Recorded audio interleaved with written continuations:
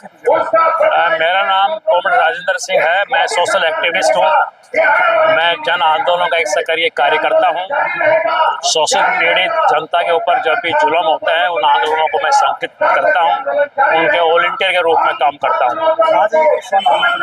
आप जानते हैं, पूरी दुनिया जान रही है कि 20 तारीख को 20 जुलाई को जंतर मंतर के ऊपर इस देश के बेटे और बेटियां जिन्होंने नीट का एग्जाम दिया था, जो अपने पेरेंट्स के साथ जो वहाँ गए थे अपना विरोध जताने के लिए, जो पार्लियामेंट मार्च था और उस शांतिपूर्ण हमारे छात्रों के ऊपर, युवाओं के ऊपर और अभिभावकों के ऊपर जो निर्ममता से, बर्बरता से जो बेहद जुल्म किया, उसको पूरी दुनिया देख रही है, निंदा कर रही है।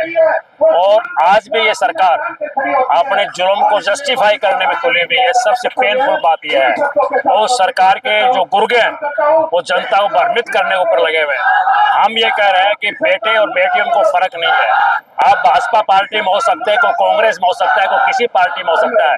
ये बेटे और बेटियां समाज की हैं। अगर उनके साथ अगर अन्याय हुआ है तो अन्याय के खिलाफ तमाम लोगों को इस मंच के ऊपर आना चाहिए। समाज पहले है, बेटी और बेटियां पहले है, ये राजनीतिक पार्टी और ये बाद में है। परंतु मोदी की सरकार फासिस्ट सरकार बन चुकी है।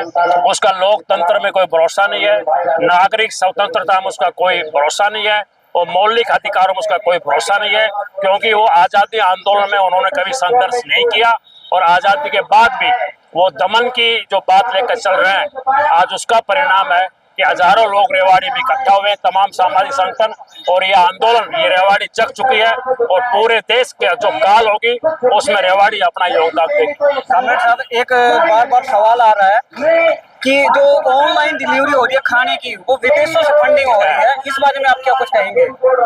हमारे यहाँ धरने के ऊपर विजयनगर से एक सामाजिक संस्था है, वो चाय लेकर आए, वो पानी लेकर आए। ये देश परोपकारियों का देश है, समाज सेवियों का देश है। जो भी लोग आंदोलन करते हैं, आंदोलन में लोग अपना योगदान देते हैं, दान देते हैं। आप गुरुद्वारा में जाओगे, आपको खाना मिलेगा।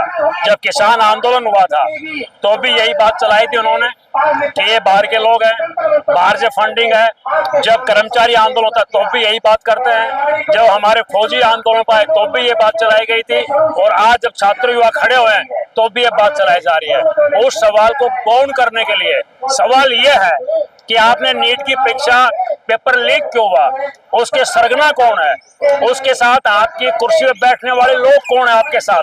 सवाल यहाँ ही है। सवाल ये है कि जब जंतर मंतर के ऊपर अपनी आवाज बुलंद करने के लिए देश का नौजवान इकट्ठा हुआ तो आपने उसका दमन क्यों किया? हमारी बेटियों के ऊपर सेक्सुअल असॉल्ट क्यों किया?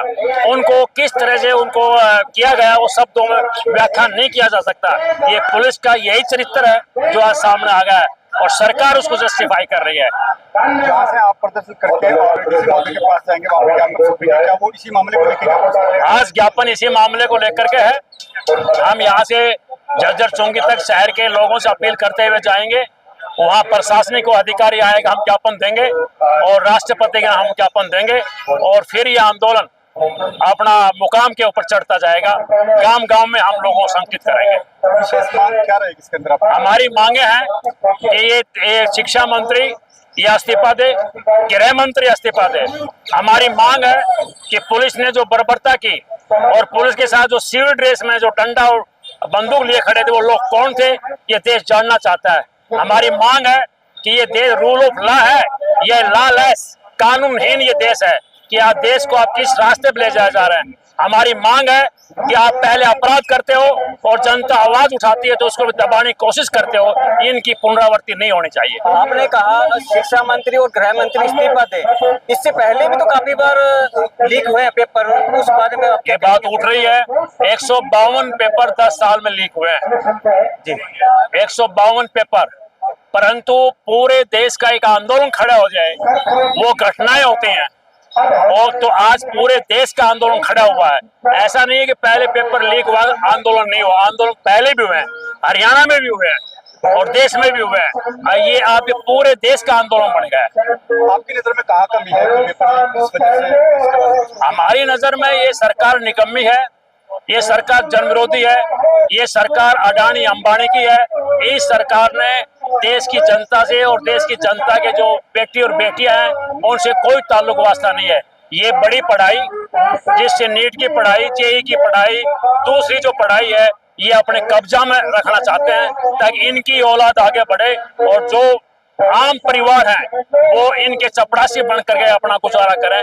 ये टू टाइप ऑफ सिटीजन, दो तरह के नागरिक इस आजाद देश में पैदा करने की गंभीर साजिश ये बीजेपी कर रही है। उसी का परिणाम है कि पेपर लीक हुआ और विरोध हुआ तो उनको पीटा गया ताकि दोबारा नहीं आए। परंतु दमन अगर होता है तो आवाज कभी दब नहीं सकती। अगर आवाज दबती तो भगत सिंह की आवाज दब नहीं पाई। नेताजी सुभाष चंद्र बोस जिसके ऐतिहासिक पार्क में हम बैठे हैं, उनकी आवाज को ब्रिटिश दबा नहीं पाया। परंतु ये आवाज चलती रहेगी और ये आवाज अपना रूप लेगी। चलो देश जाग तो गया, अजी देश जाग तो गया।